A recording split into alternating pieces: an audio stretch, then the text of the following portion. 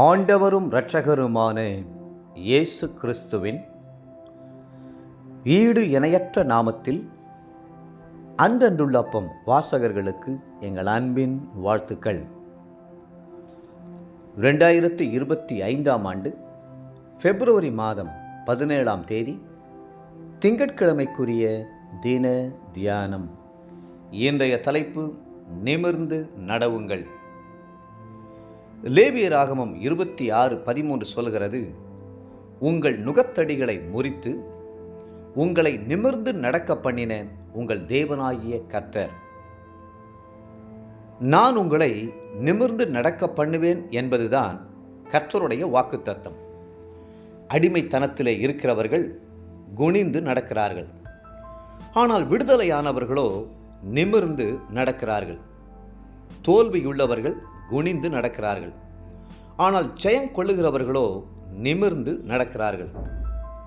இன்று உலகத்தாரை பாருங்கள், அவர்கள் முகத்தில் களை இல்லை, சந்தோஷமில்லை, துயரத்தோடு தலைகுனிந்து நடக்கிறார்கள்.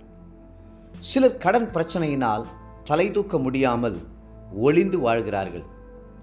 சிலர் தங்கள் பிள்ளைகளுடைய தகாத செயல்களின் நிமித்தம் தலைகுனிந்து வாழ்கிறார்கள். அதைப்போல பாவ அடிமைத்தனத்திற்குள்ளே சிக்கி குடிகாரனாய் வாழ்ந்து சொத்துக்களையெல்லாம் இழக்கும்போது இனத்தவர்கள் மத்தியிலே ஒருவன் தலைகுனிந்து வாழ வேண்டியதாகிறது. ஆனால் தேவனுடைய பிள்ளைகளுக்கு கர்த்தர் கொடுத்திருக்கிற வாக்குத்தத்தம், நீங்கள் தலை நிமிர்ந்து நடப்பீர்கள் என்பதே. நம்முடைய நுகத்தடியை எல்லாம் கர்த்தர் முறித்து போட்டார் என்பதே அதன் காரணம். பாவத்தினால் வந்த நுகத்தடிகள், சாபத்தினால் வந்த நுகத்தடிகள், நோயினால் வந்த நுகத்தடிகள் யாவற்றையும் கல்வாரி இரத்தம் முறித்ததினாலே நாம் விடுதலையாக்கப்பட்டு நிமிர்ந்து நடக்கிறோம். கல்வாரி சிலுவையின் மேன்மை நம்மை நிமிர்ந்து நடக்கச் செய்கிறது. ஒரு சகோதரி ஒரு முறை சாட்சியாக இப்படி சொன்னார்கள், ஐயா, என்னுடைய கணவனார் வட இந்திய பகுதியிலே இராணுவ வீரனாய் பணியாற்றுகிறார். ஒரு நாள் திடீரென்று அவர் மரித்து விட்டதாக அரசாங்கத்திடமிருந்து தந்தி வந்தது. நான் அதை எடுத்துக்கொண்டு போய் கர்த்தருடைய பாதத்தில் வைத்து அழுது ஜெபித்தேன். ஆனால் கர்த்தர் எனக்கு வாக்குத்தத்தம் கொடுத்து, நான் உங்களை நிமிர்ந்து நடக்க பண்ணுவேன் என்று சொன்னார். அப்பொழுது என் உள்ளத்தில் ஒரு பெரிய சமாதானம் வந்தது. அந்த தந்தியை குறித்து அறிந்த இனத்தவர்கள், சொந்தக்காரர்களெல்லாம் என் வீட்டிற்கு வந்து அழுதார்கள். சிலர் என் தாலியை கழற்றும்படி சொன்னார்கள். விதவை கோலத்திற்கு அடையாளமான வெள்ளை துணியை கொண்டு வந்து உடுத்தச் சொன்னார்கள்.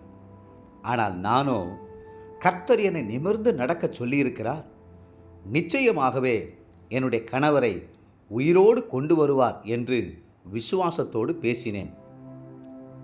என்ன ஆச்சரியம்! சில மாதங்களுக்குள்ளாய் என் கணவர் ஊருக்கு திரும்பி வந்துவிட்டார். தந்தி தவறாய் கொடுக்கப்பட்டது என்பதையும், மரித்தது வேறு ஒரு இராணுவ வீரன் என்பதையும் விளக்கினார். என் குடும்பத்தில் ஏற்பட்ட சந்தோஷத்திற்கு அளவே இல்லை. தாவீது சொல்லுகிறார், என் சத்துருக்களுக்கு முன்பாக நீர் எனக்கு ஒரு பந்தியை ஆயத்தப்படுத்தி என் தலையை எண்ணெயால் அபிஷேகம் பண்ணுகிறீர், என் பாத்திரம் நிரம்பி வழிகிறது. 23ஆம் சங்கீதம் 5ஆம் வசனம். தேவ பிள்ளைகளே, கர்த்தர் இன்றைக்கு உங்களுக்கு கொடுக்கிற வாக்குத்தத்தம், நான் உங்களை நிமிர்ந்து நடக்க பண்ணுவேன் என்பதாகும். சத்துருக்களுக்கு முன்பாக நீங்கள் நிமிர்ந்து நடப்பீர்கள். இன்றைய நினைவிற்கு லேவியராகமம் 26:12. நான் உங்கள் நடுவிலே உலாவி உங்கள் தேவனாயிருப்பேன், நீங்கள் என் ஜனமாயிருப்பீர்கள். இன்றைய வேத வாசிப்பு காலை லேவியராகமம் 21 மற்றும் 22ஆம் அதிகாரங்கள், மாலை மத்தேயு 28ஆம் அதிகாரம். அன்புக்குரிய அன்றன்றுள்ள வாசகர்களே, மீண்டும் உங்களை வாழ்த்துகிறோம். கர்த்தர் உங்களை நிமிர்ந்து நடக்க பண்ணுவார். கர்த்தர்தாமே உங்களை ஆசீர்வதித்து மென்மேலும் உயர்த்துவாராக. ஆமென்.